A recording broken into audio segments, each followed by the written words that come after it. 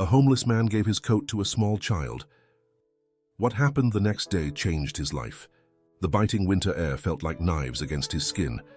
Ethan, with his hands tucked deep in the pockets of his worn-out coat, wandered aimlessly through the park. His feet left faint marks on the frost-covered ground, and the vapor from his breath was the only sign of life in the frozen landscape.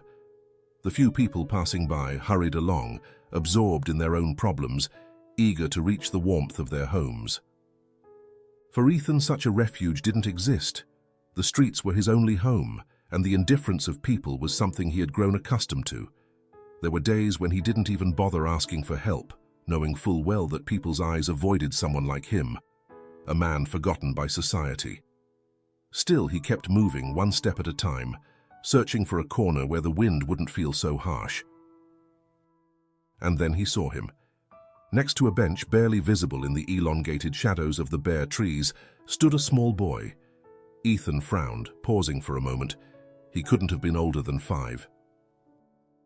The child was alone, shivering, hugging himself in a desperate attempt to stay warm. His face was red from the cold, and although he wasn't crying, his eyes were filled with fear and confusion. Ethan glanced around, searching for an adult, but he saw no one.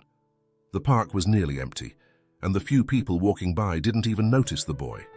Ethan's heart, hardened by years on the streets, felt a pang. That boy was defenseless, alone in the cold, just as he had felt many times before. The decision was instant. Without thinking twice, he walked toward him. The boy looked up for just a second as Ethan approached, but said nothing. He seemed too scared, or maybe too frozen, to react. Ethan knelt down in front of him, noticing the boy's thin, inadequate jacket for such a frigid day. Without a word, Ethan removed his coat, the only one he had, and gently draped it over the boy's small shoulders. "Here," he said softly. "This will help." The boy, still trembling, didn't take his eyes off Ethan. It was as if he couldn't understand why this strange man, with his disheveled appearance, was giving him something so important. Ethan just smiled, a tired but sincere smile, and adjusted the coat on the boy. The cold began to bite at his own skin almost immediately, but he didn't care.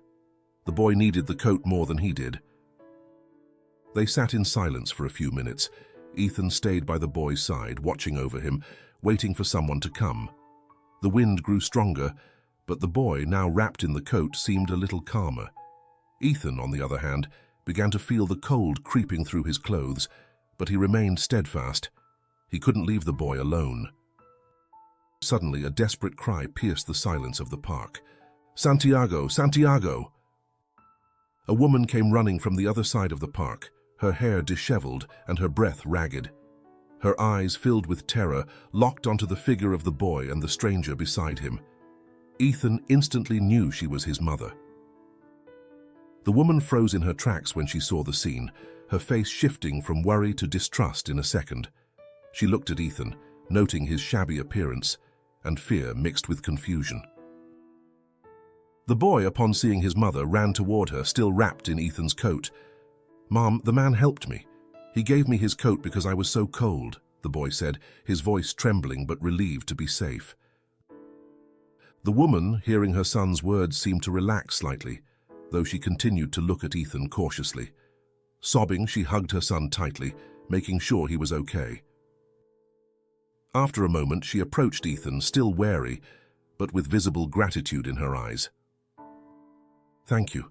Thank you so much for taking care of my son," she said, quickly pulling a bill from her purse. "Please take this. I don't know how else to thank you." Ethan raised a hand, refusing the money without uttering a single word. He hadn't done it for a reward. He never did. The woman insisted, almost desperate to show her gratitude, but Ethan, with a faint smile, shook his head again and slowly began to walk away. "Mister, please." The woman looked at him, unsure how to react to such humility. "Take good care of him," was all Ethan said before disappearing into the park's shadows. As the woman and her son headed home, Ethan walked back to his makeshift shelter, feeling the cold sinking deep into his bones now that he was without his coat. But he had no regrets. In his mind, He had done the right thing, and that gave him a small sense of peace that he rarely found in his daily life.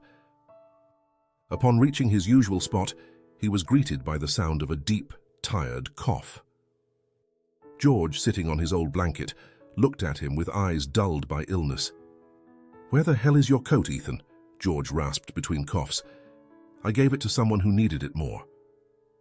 Ethan shrugged as he sat down next to him. George stared at him for a moment, surprised but said nothing. He knew Ethan was like that, always willing to give the little he had. "One day you're gonna freeze to death, kid," George muttered before another coughing fit seized him. "Maybe, but not today." Ethan leaned back in his corner, feeling the wind biting into his body, and closed his eyes. He thought of the boy, his face of fear turned to relief, and how a simple act of kindness had changed, at least for a moment, someone's fate. With that thought in mind, he let the exhaustion and cold wash over him. Tomorrow would be another day, a day just as cold and hard as today. But he knew he had done the right thing, and in his life, that was all that really mattered. The sun barely peeked through the clouds, and the frost from the day before still lingered on the streets. Emma stood in the kitchen of her luxurious house, preparing breakfast while Santiago played in the living room. The warmth of the home and the comfort of their surroundings starkly contrasted with the thoughts that occupied Emma's mind. The image of Ethan, the homeless man who had given his coat to Santiago, kept resurfacing in her thoughts, an uncomfortable reminder of all the things she ignored every day. She looked around, taking in the details of her home. The walls adorned with expensive art, the elegant furniture, the luxurious items filling every corner. Despite the abundance, a sense of emptiness washed over her. David, her husband, had left early for the office, as usual, consumed by his own work problems. They had exchanged only a few words that morning, like so many others. The distance between them grew each day, even though they shared the same space. "Mom, can we go to the park today?" Santiago asked eagerly, peeking in from the living room. Emma looked at him, distracted, and nodded slowly, but something in her son's words stirred an unease within her. "To the park," she repeated. "Why do you want to go to the park?" "To see the man who gave me his coat," Santiago replied with the innocence only a child could have. "I want to thank him again." Emma remained silent for a moment, surprised by her son's response. Santiago had mentioned Ethan several times since that day, and although Emma had tried to focus on her daily routine, something about that man continued to linger in her mind. That afternoon, as she drove to the park with Santiago, Ethan's face kept appearing in her thoughts. She wondered who he really was, how he had ended up on the streets. The park was full of memories, but also of questions she could no longer ignore. How could someone who had lost everything still show such kindness?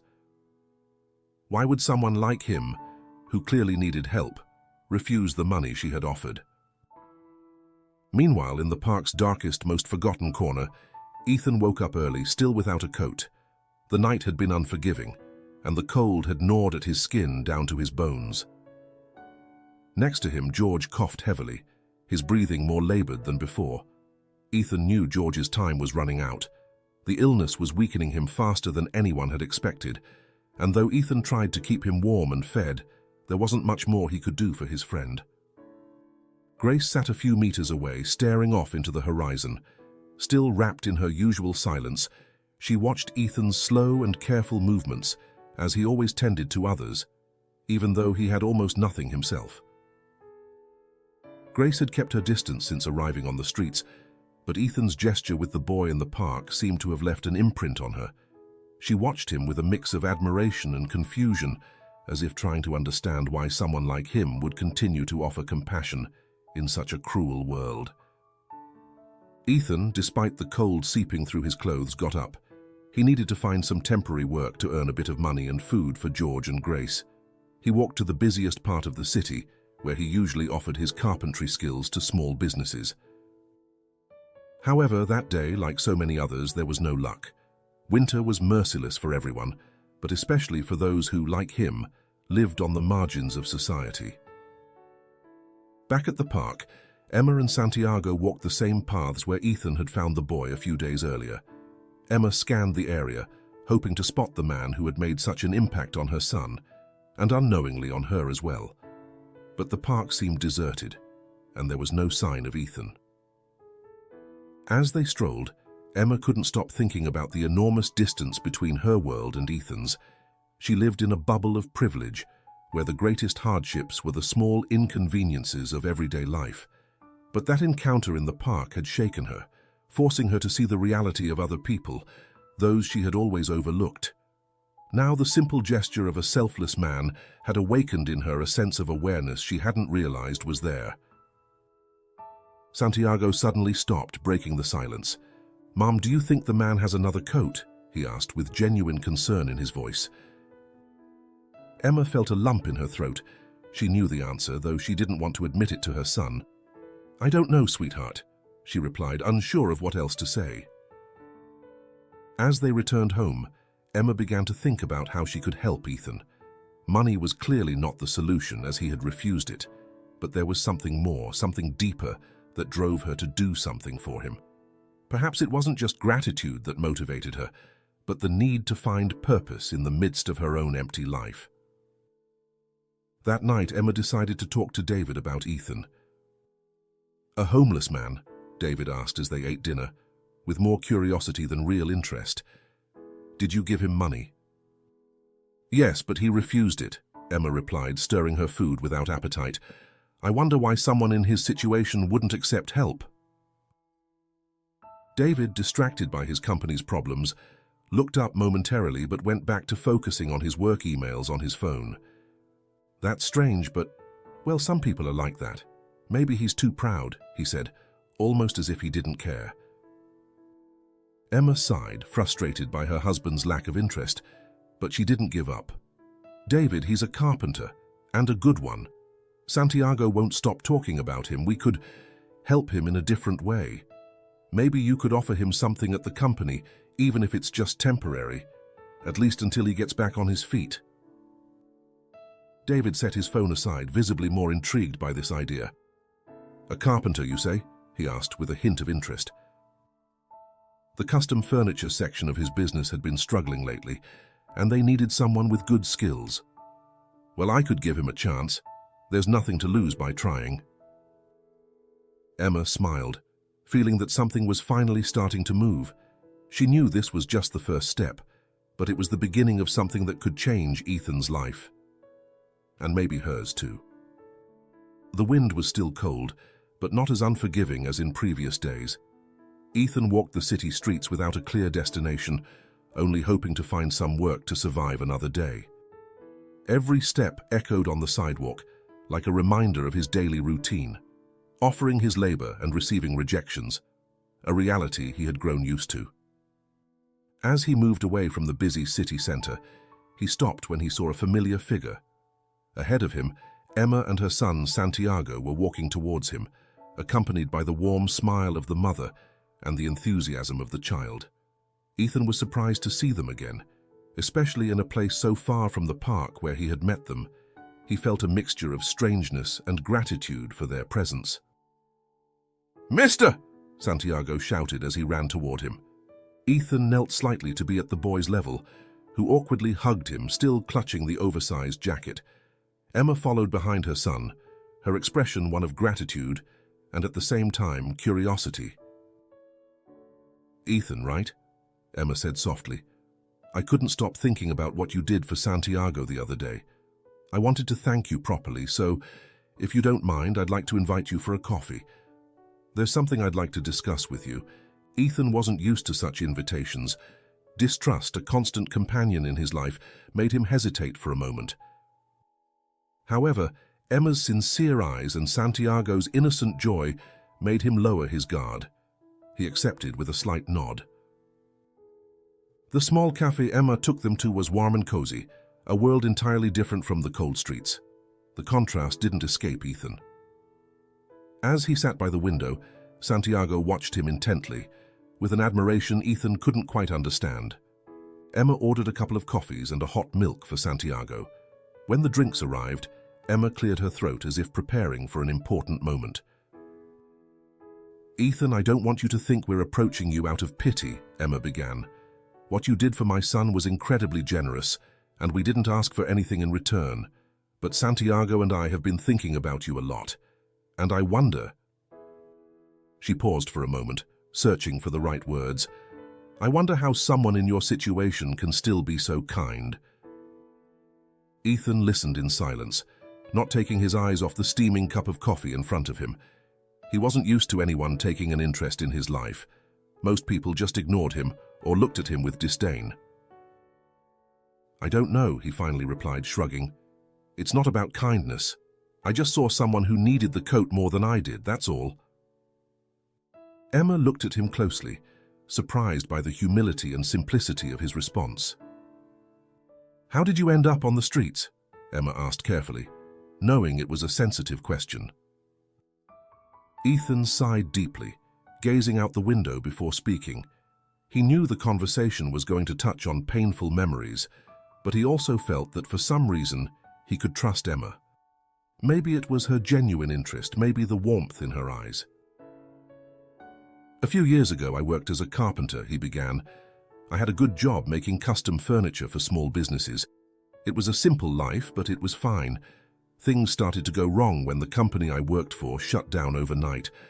I tried to find work, but the demand for carpentry jobs had shrunk, and I couldn't find anything stable. Over time, the debts piled up, and eventually, I lost my home. Since then, well, the streets became my only home. Emma remained silent as Ethan spoke.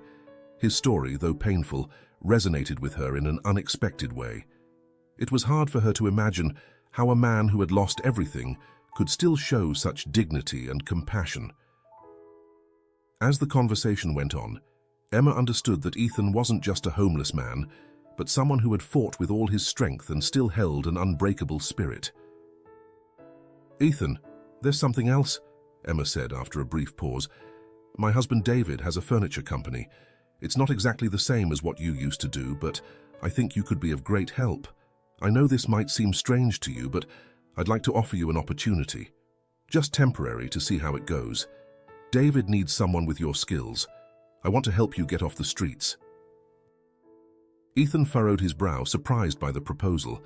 He hadn't expected someone like Emma, clearly living in a world so different from his own, to offer anything more than a coin or a comforting word. A job offer was something entirely unexpected. Why? Ethan asked, his voice full of incredulity. Why would you want to help me? We don't know each other. Emma looked him directly in the eyes, her gaze a mix of sincerity and determination. I can't fully explain it, but something about you makes me feel like you deserve more. It's not just because of what you did for my son. It's because I see an opportunity in you to change, to improve. And if I can do something to help, I want to. Ethan stayed silent for a moment, processing what he had just heard. He knew that accepting this offer meant changing his life in ways he hadn't anticipated. He also knew it meant facing a world he had left behind long ago. But looking at Santiago, who smiled at him with hope, and then at Emma, he saw that this might be his only chance to escape the endless cycle of the streets. I'm not sure if I'm the right person for this, he finally replied, but I'm willing to try. Emma smiled, relieved by his response. Perfect. We'll talk to David this week and see how we can get started, she said. But in the meantime, would you accept a new coat? It's far too cold for you to be without one. Ethan looked at her, this time without feeling the need to refuse her offer. He knew there were no hidden intentions behind her words, just a simple act of gratitude. He nodded slowly, accepting her help for the first time. As the sun began to set behind the distant mountains, Ethan left the cafe with a sense of hope he hadn't felt in a long time. Emma had given him a small spark of what could be a new beginning. Though the road ahead was uncertain, the possibility of working with his hands again, of creating something tangible, made him feel alive once more. When he reached the place where George and Grace were waiting for him, he told them what had happened. George, his laughter interrupted by his cough, congratulated him, saying they might finally have a good meal. Grace, on the other hand, looked at him with a mix of disbelief and admiration, though she didn't say much. Ethan knew that, for her, accepting any kind of help was a delicate matter. Despite everything, that night he slept a little better, with the thought that his life, for the first time in a long time, might be about to change. At dawn, the sound of traffic filled the city as Ethan made his way to David's company. It had been a few days since that conversation in the cafe with Emma, and he still couldn't believe what he was about to do. He hadn't worked in a formal setting for years, and the thought of being surrounded by people who saw him as a homeless man made him feel out of place.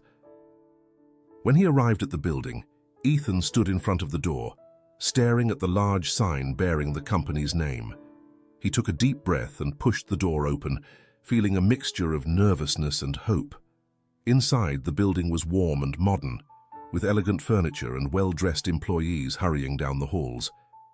Ethan felt small in comparison, with his humble clothes and a face marked by years on the streets. As he waited in the reception area, David appeared from down the hallway. He was a tall man, with a furrowed brow and a serious expression, clearly used to being in charge. Ethan had only seen him once in photos, but in person his presence was even more intimidating. "Ethan, right?" David said, shaking his hand firmly. Ethan nodded, feeling a slight tremor in his stomach. "Thanks for coming. Emma has told me a lot about you." David continued as he led him through the company halls. "I want you to know that, although this is a temporary opportunity, I need to see results. We're in a delicate situation with the custom furniture section, and I need someone who can bring fresh ideas. Emma believes in you, and that means I'm willing to give you a chance too." Ethan listened carefully, noting the serious tone in David's voice. There was no room for failure, and he understood that perfectly. He knew this might be his only chance to change his life. David led him to a workshop at the back of the building, where several craftsmen were working on furniture. The place smelled of freshly cut wood and varnish, a familiar and comforting scent. Ethan felt his hands itching, as if they remembered the craft he had left behind.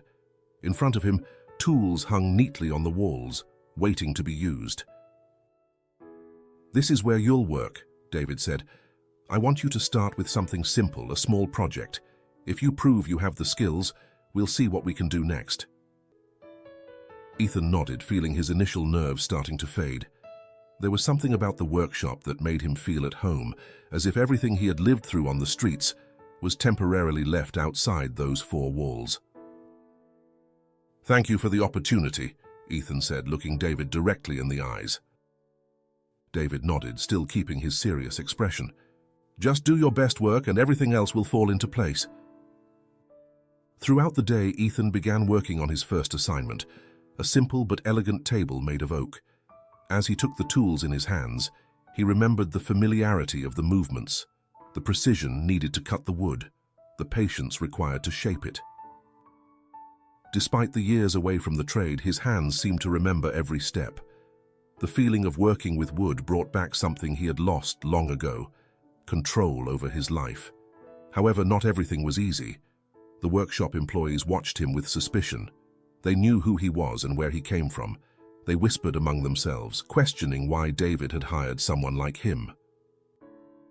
Ethan could feel the stares, the murmurs behind his back, but he chose to focus on his work. He knew he had only one option, to prove that, despite his situation, he still had something to offer.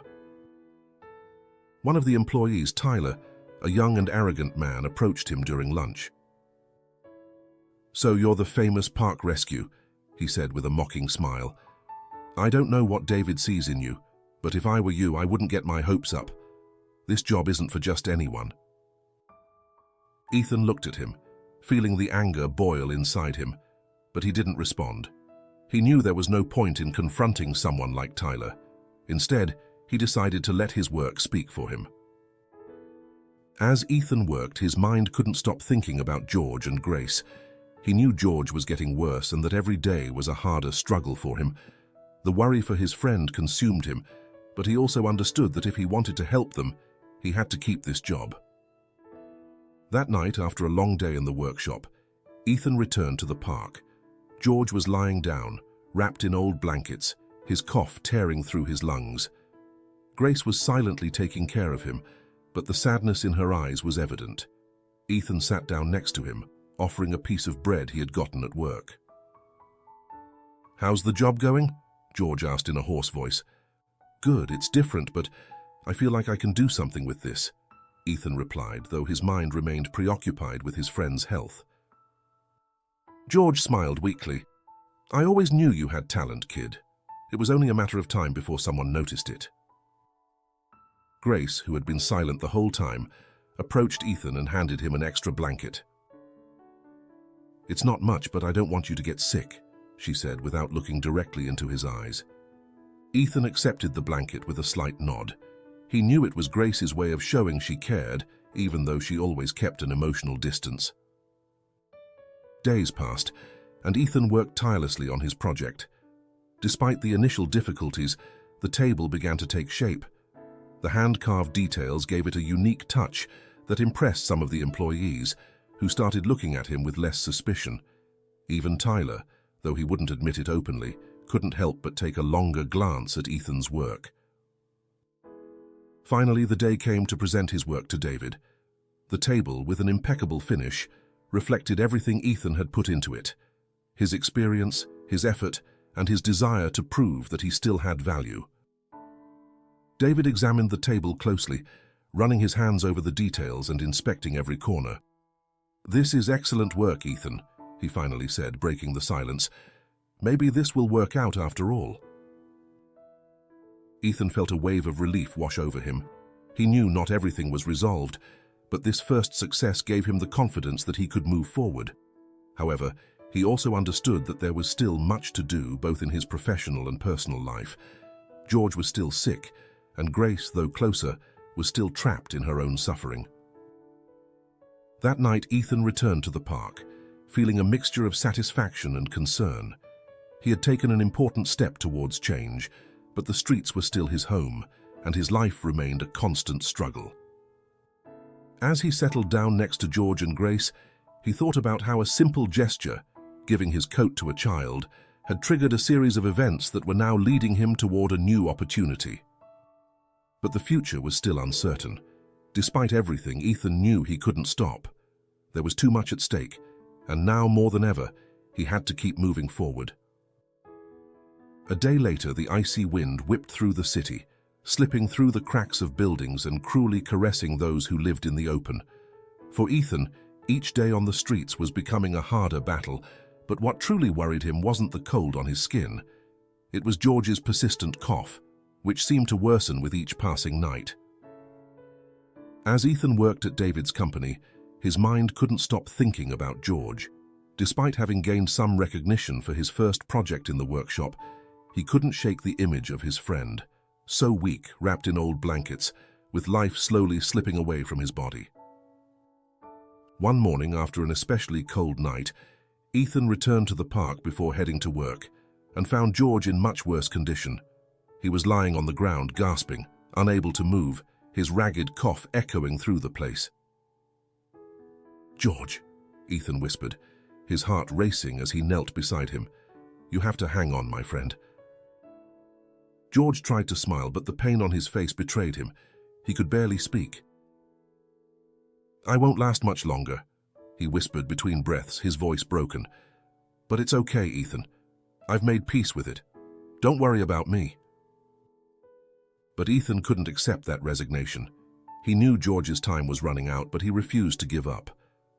Grace, watching from a distance, looked at him with sadness, aware that the situation was desperate. She too knew what it meant to lose someone you love, and seeing Ethan face that reality affected her deeply. "I'm taking you to the hospital," Ethan said firmly. George tried to protest, but his coughing interrupted him. Ethan gave him no choice. He lifted his friend with all the strength he had left and hoisted him over his shoulder. There was no time to lose. As he walked through the streets with George barely conscious, his mind raced, searching for a solution, a way to save him. He knew they had no money, that the doors of the healthcare system were closed to people like them, but he couldn't let his friend die without doing everything in his power. Upon arriving at the hospital, Ethan was hit by a wave of helplessness, like a hammer striking him. At the reception, a stern-faced woman looked at them coldly when Ethan asked for help. "We can't admit him without insurance or payment," the receptionist replied, barely glancing at them. Ethan, with desperation in his voice, tried to plead, "Please, he doesn't have much time. I just want him to get treated. I'll do whatever it takes. I'll pay however I can, but he needs help now." The woman sighed as if she heard that same plea every day and shook her head. "I'm sorry, but those are the rules." At that moment, the cruel reality of poverty hit Ethan even harder. No matter how hard he worked or how many chances he was given, his friend's life depended on something he couldn't control: money. He felt an immense rage growing inside him, a powerlessness that crushed him. George, barely conscious, opened his eyes for a second and whispered to Ethan, "It's okay, don't blame yourself for this." Ethan clenched his teeth, holding him tighter, refusing to accept those words. It felt like the weight of the world was pressing down on him, but he knew he couldn't give up. He took George back to the park, where Grace waited silently. He knew the end was near. That night was the coldest Ethan had remembered in a long time. He stayed by George's side, giving him the little food he had embraced to get, and covering him with all the blankets available. Despite his efforts, George could barely breathe. His cough had turned into a weak wheeze, and his eyes, usually full of life and humor, were now dull. Grace, who had kept her emotional distance until then, approached and sat next to Ethan. She didn't say anything, but her presence was enough. Ethan knew she understood the pain he was feeling. It was a pain they both shared, a wound that never stopped hurting. Hours passed, and just before dawn, George took his last breath. Ethan, unable to hold back his tears, held his hand until the end. His friend, the person who had been like a father figure to him during his years on the streets, was gone. The pain of the loss engulfed him completely, like a wave dragging him into the depths. "I did the best I could," Ethan whispered, knowing those words wouldn't bring him back. Grace, with silent tears in her eyes, placed a hand on his shoulder. No words were needed.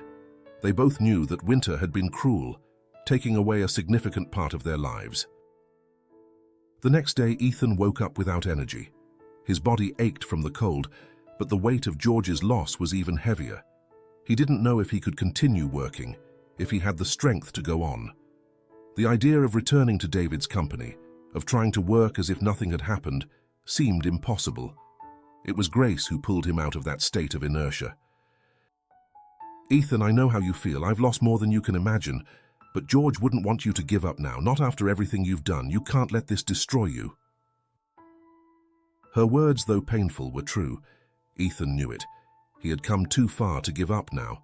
He had found an opportunity that could change his life. But more importantly, he had promised to help George and Grace. And though George was gone, he still had the responsibility to take care of Grace, to be the support she also needed. For the first time since Ethan had known her, Grace let her mask of strength slip. Her voice trembled as she spoke, and her eyes reflected the pain she had kept hidden for so long. The bond between them, built on survival and mutual respect, began to transform into something deeper. "I can't do this without you," Grace confessed, tears streaming down her cheeks. "Don't leave me alone, Ethan." Those words struck something inside him. Ethan realized that even though he had lost George, he still had something worth fighting for. He still had Grace, and together, they could find a way to move forward. He decided that despite the pain, he would keep working, not just for himself, but for the people who had shared his life on the streets. That same afternoon, Ethan returned to David's workshop. The employees looked at him with curiosity, seeing his somber demeanor, but no one dared say a word. Even Tyler, who was usually the most sarcastic, remained silent. Ethan immersed himself in his work, channeling all his pain into every cut of wood, every hammer stroke. He knew he couldn't change the past, but he could ensure that the future would be different. As he worked, he remembered George's words in his final days. "I always knew you had talent." Ethan had lost everything in the past, but now Despite his friend's death, there was something he still owned: his skill, his passion, and his desire to do something better. And that would be enough to keep going.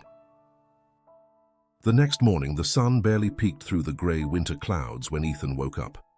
Despite the moderate success he had found at David's company, the past few weeks had been an emotional hell for him.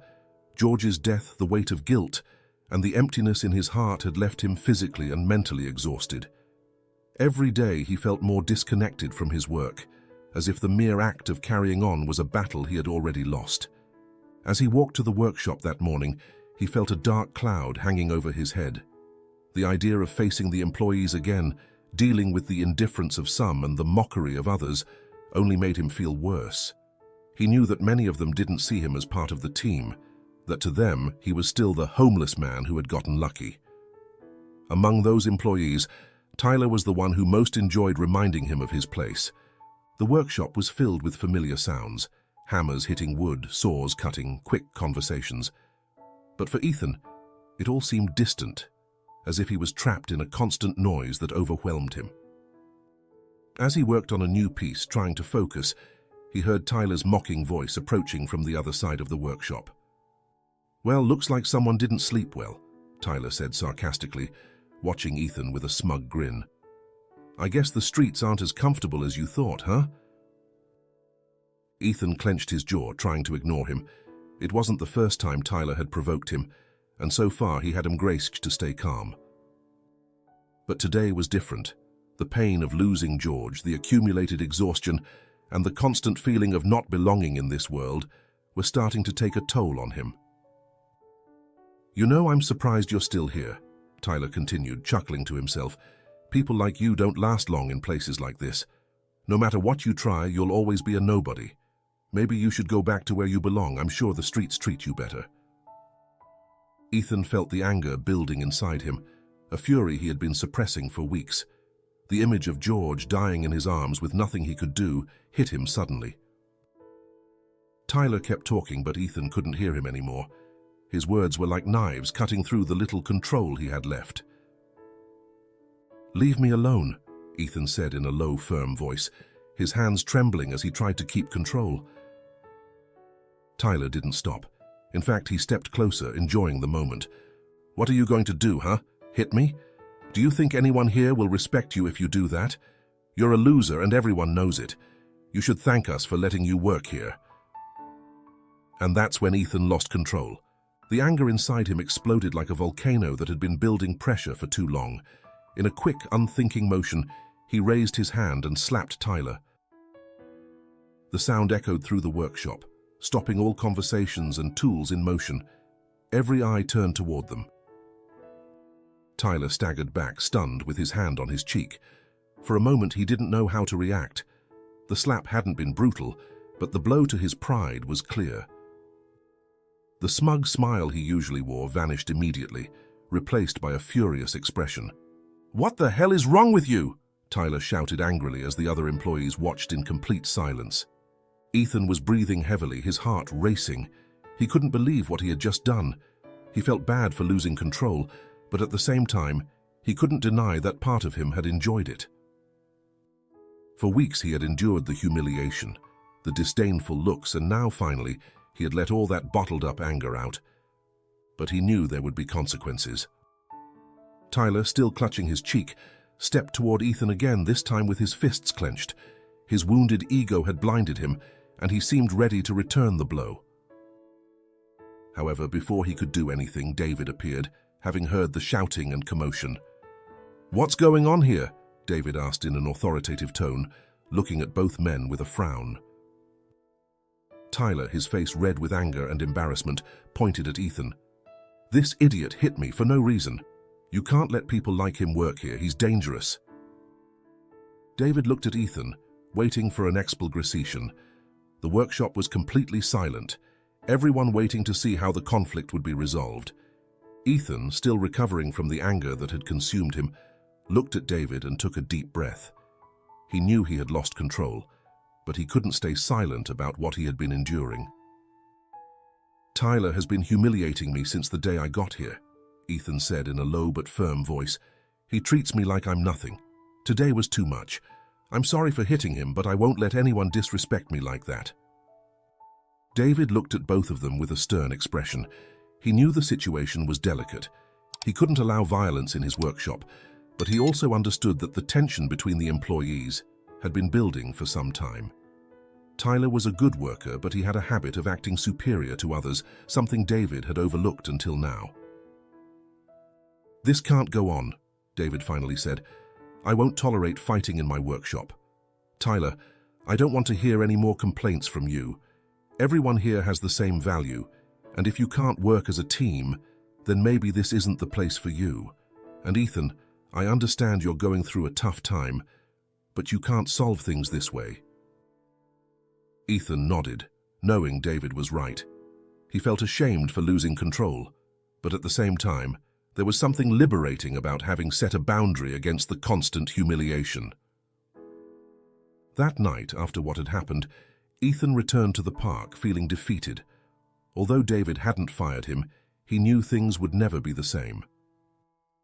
The other employees now looked at him with suspicion, and the workshop had become an even more hostile place for him. As he sat on the same bench where he had spent so many nights, Grace appeared. She had noticed the change in Ethan's behavior, and after hearing what had happened, decided to find him. "Ethan," Grace said softly, sitting beside him, "I know what happened. You don't have to explain it.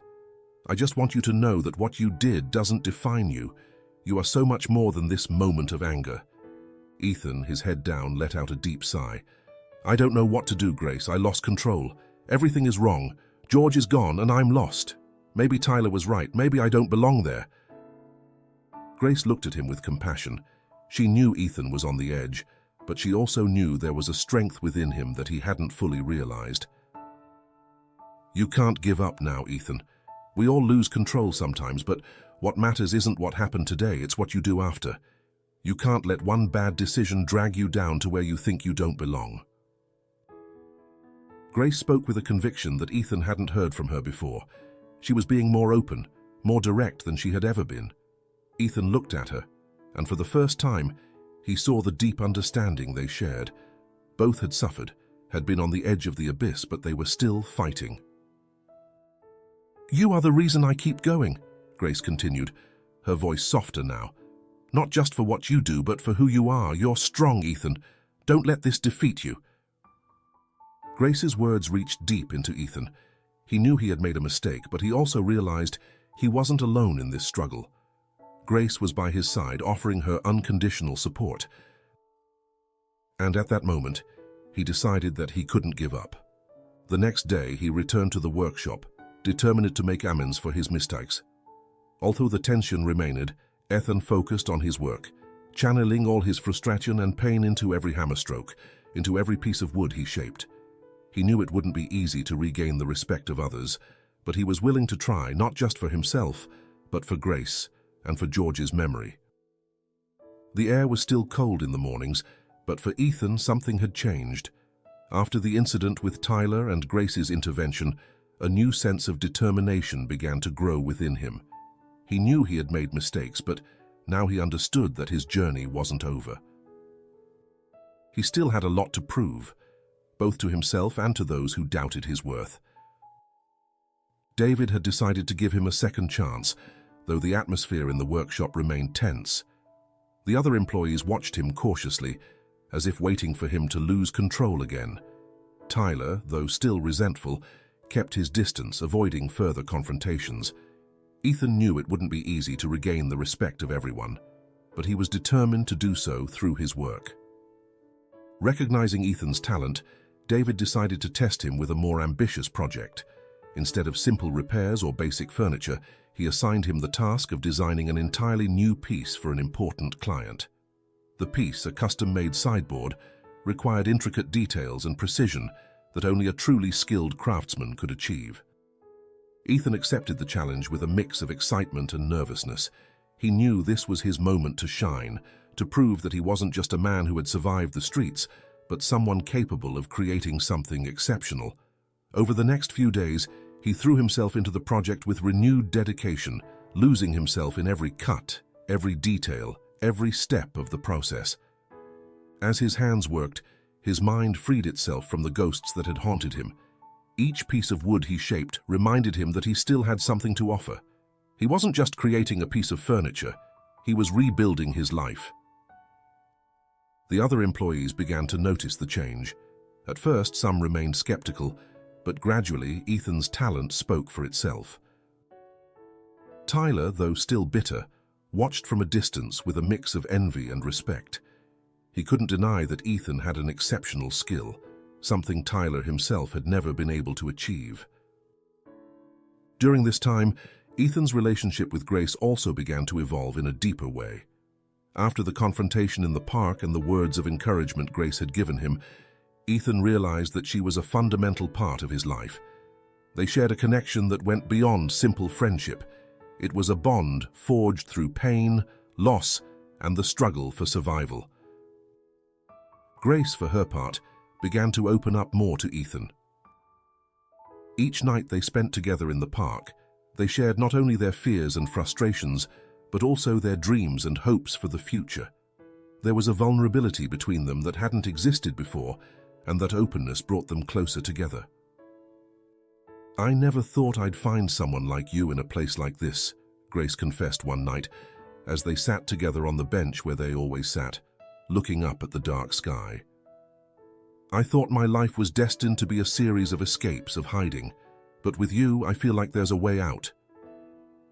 Ethan looked at her, moved by her honesty. "I feel the same way," he replied. "I don't know what I would have done without you. Maybe I would have gone back to the streets, or maybe worse. But now I feel like there's something worth fighting for." Both knew there were still many obstacles ahead, but for the first time the future didn't seem so uncertain. They had found in each other a reason to keep going, and that shared strength pushed them to face whatever came next. At the same time, David and Emma began to notice a change in their own lives as well. Helping Ethan had transformed the way they saw the world. David, who had once been completely absorbed in the problems of his business, now saw Ethan as an inspiration. Despite all the hardships, Ethan had shown a dedication and passion for his work that many in the company had lost. Emma, for her part, felt a deep sense of gratitude towards Ethan.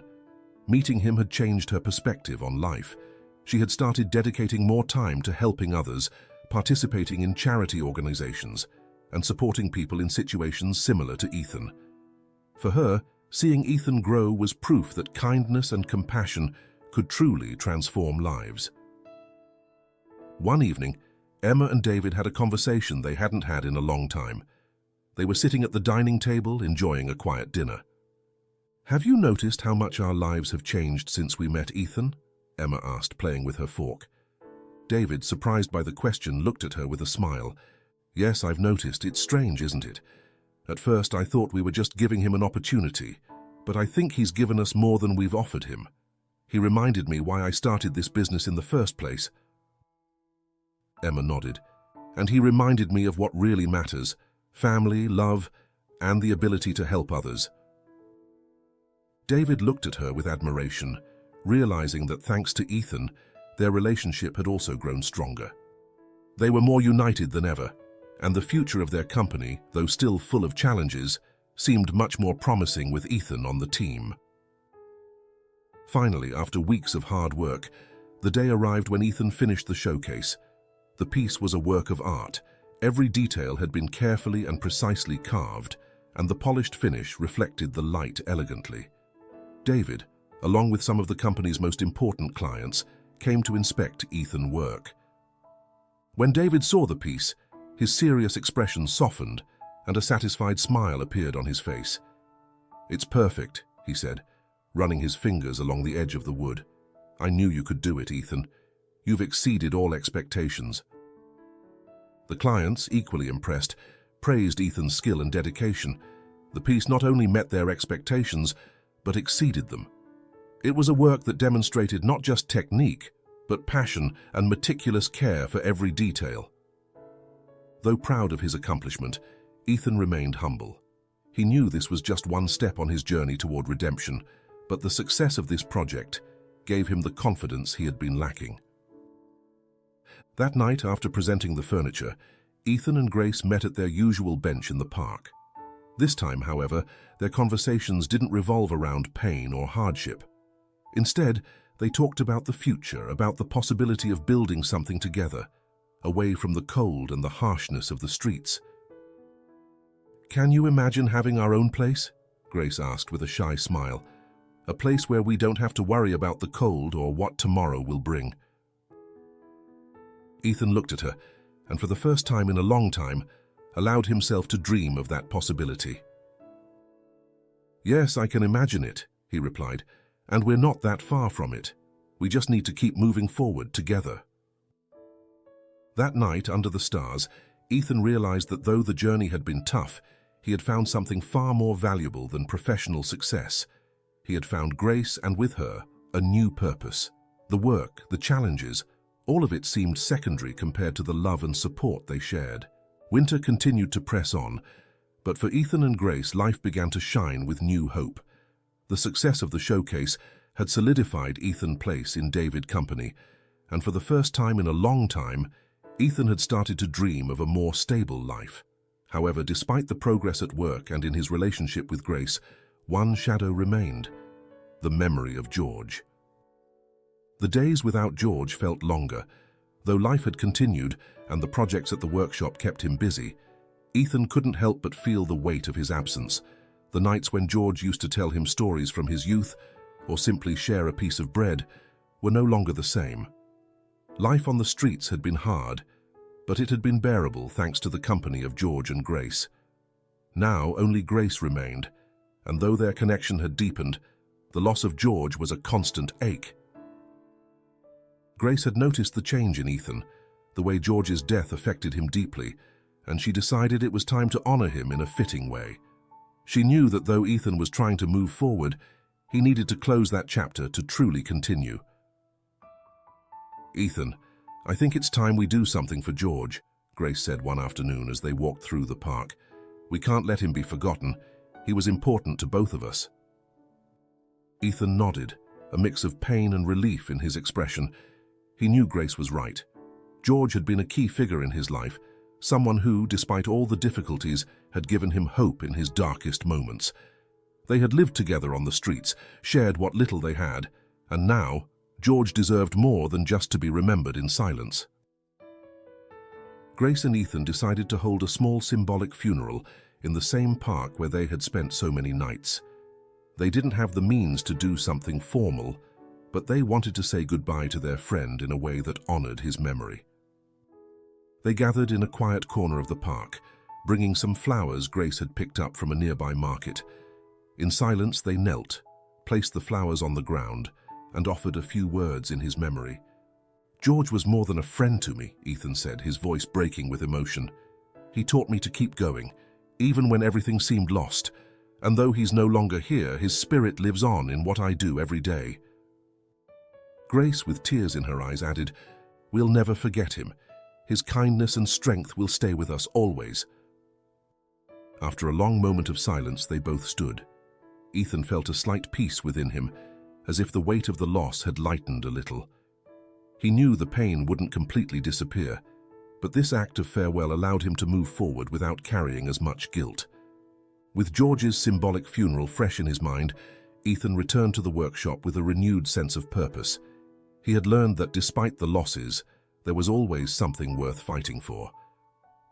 And now, with David's trust and the growing respect of his colleagues, he was ready to take another step in his career. David had assigned him a new project, designing a complete line of custom furniture for an important family in the city. This project wasn't just a significant professional challenge, it was an opportunity to cement his reputation as one of the best craftsmen in the company. Ethan knew he couldn't waste this opportunity. For weeks, he worked day and night on the design and construction of the furniture. It was a series of elegant and functional pieces that had to reflect the style and sophistication the family sought. Every detail, from the selection of the wood to the final finishes, was meticulously overseen by Ethan. His experience in the workshop, combined with his love for carpentry, made the furniture not only functional, but true works of art. When the project was completed, David couldn't hide his pride. The clients were impressed with Ethan's work, praising his dedication and skill. The company began receiving more custom orders, and the section that had been on the verge of collapse was revitalized thanks to Ethan's efforts. In private, David thanked Ethan for his contribution. "I knew you had talent, but what you've done here has exceeded all my expectations. You haven't just helped save this part of the business. You've shown that when someone believes in themselves, they can achieve extraordinary things." Ethan, though grateful for David's words, knew that his success wasn't just professional. He had found a purpose beyond work, something that drove him to keep going every day. Meanwhile, Grace was also experiencing personal growth.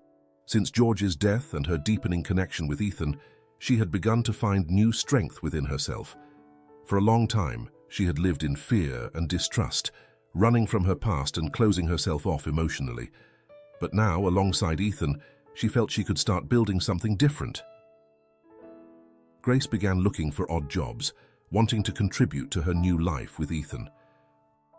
Though it was difficult for someone in her situation to find stable work, her determination never wavered. She knew that her life on the streets was over, and though the road to a better future would be long, she was willing to fight for it. One afternoon, after a long day of work, Grace sat beside Ethan in their usual corner of the park.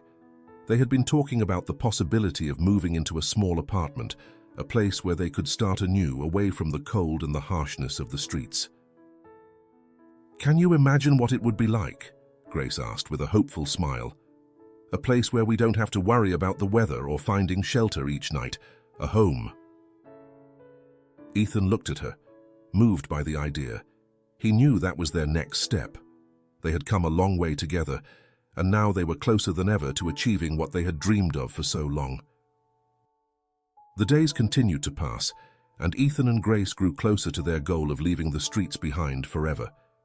They had found a small apartment thanks to the help of David and Emma, and though there were still details to resolve, the simple fact of having a place to call home was a dream they were about to make come true. As Ethan continued working at the company, and Grace kept searching for her own path, they both knew that despite the challenges they still faced, they were in it together. Life had taught them that while loss and pain were inevitable, so were hope and redemption. That night, as they sat in their corner of the park, Ethan gazed up at the starry sky and reflected on everything that had happened. George was gone, but his memory lived on in every step Ethan took. Grace, by his side, was his companion, his support, and his reason to keep moving forward. And though the streets remained a part of his past, the future that awaited them was far more promising. "We did it, Grace," Ethan said with a peaceful smile. "We're closer than we ever imagined." Grace smiled back, knowing that while the road had been long and difficult, they were building a life together.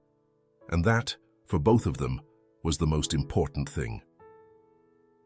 The sun was just starting to rise on the horizon as Ethan and Grace prepared to take the final step toward their new life. The news that they would finally be able to move into their own apartment had brought a mixture of excitement and relief. After so long living on the streets, that small room meant much more than just a roof.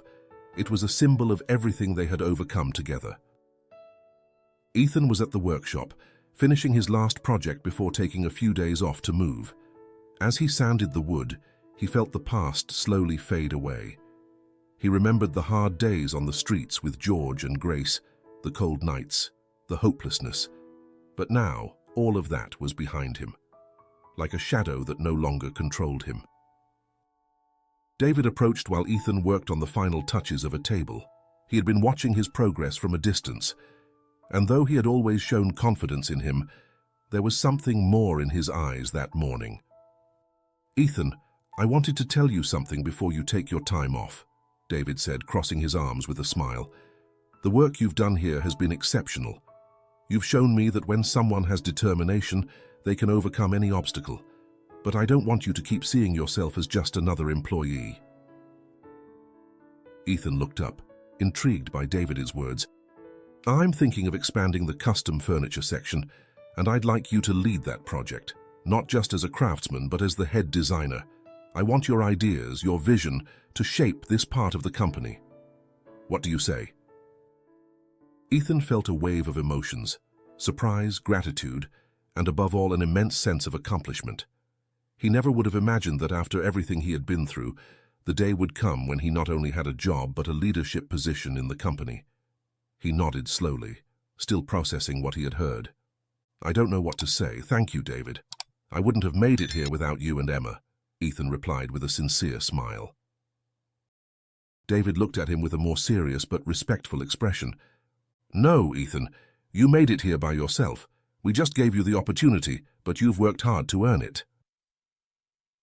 A few days later, Ethan and Grace arrived at their new apartment. It was small, but to them it was perfect. The freshly painted walls, the simple furniture they had gathered, and the light streaming through the windows reminded them that they now had a safe place to call home. For Grace, the simple act of having a door to close at night was a luxury she thought she had lost. For Ethan, it was a second chance to build something real.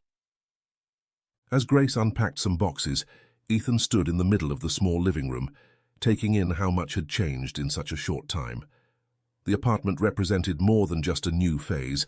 It was the end of a life on the streets and the beginning of a new story. "Can you imagine it?" Grace asked with a smile as she placed some photos on the shelf. "Everything we've been through, and here we are." Ethan smiled and nodded. "I never thought we'd get this far, but now that we're here, I know we can do anything." They both knew that the scars from the past would still be there, but those wounds also reminded them of what they had overcome and how strong they had become. One afternoon, Ethan decided to return to the park one last time. Though he no longer lived there, he felt he needed to close a chapter, to say goodbye to the life he had left behind. He walked to the corner where he used to sleep with George and Grace. The memories hit him hard. George's laughter, his weakening cough, the moments when he thought everything was lost. But now, standing in that place, Ethan felt that everything had a new meaning. He knelt in the same spot where they had held the small tribute for George. From his pocket, he took out a small wooden figure he had carved in George's memory, an anchor, the symbol of the stability and strength George had represented for him. He placed the figure on the ground carefully and remained silent for a few minutes, allowing himself to remember without pain, but with gratitude. "Thank you, George," Ethan whispered with a smile. "You'll always be with me." With that final farewell, Ethan stood and walked toward the park's exit. He knew he wouldn't return to that place, but he carried the lessons and memories of those who had stood by his side. That same night, Ethan and Grace sat on the balcony of their new apartment, looking out at the city lights. For the first time in years, they weren't afraid of what was to come. Grace, resting her head on Ethan's shoulder, breathed peacefully, feeling the calm they had longed for. "You know," Grace said, breaking the silence, "for the first time in a long time, I'm starting to believe that everything's going to be okay." Ethan smiled, kissing her gently on the forehead. "Everything will be okay, Grace. We've made it." At that moment, Ethan's phone rang. It was a message from Emma, who had been in constant contact with them, offering her support. The message had just one word: "Congratulations." Ethan put his phone away, feeling grateful for the people who had entered his life. David and Emma hadn't just given them an opportunity, they had shown them that sometimes kindness and compassion can change a person's destiny.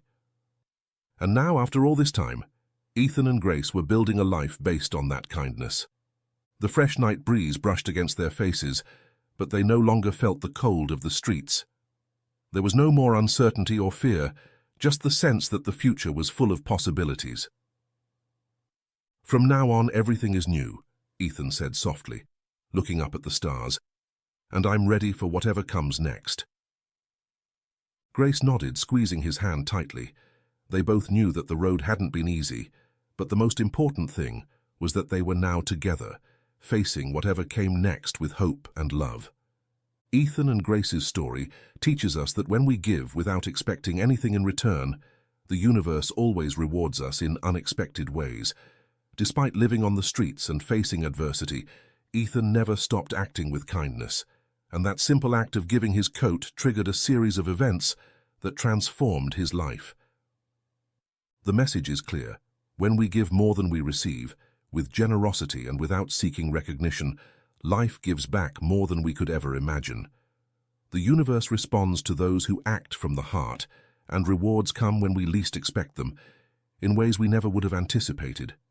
In the end, true wealth lies in what we give, and it's in that generosity that we find our greatest return.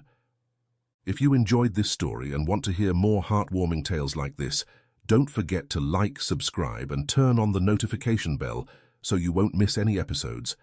Thank you for joining us, and we'll see you in the next video, where we'll continue sharing stories that inspire us to be better. See you next time.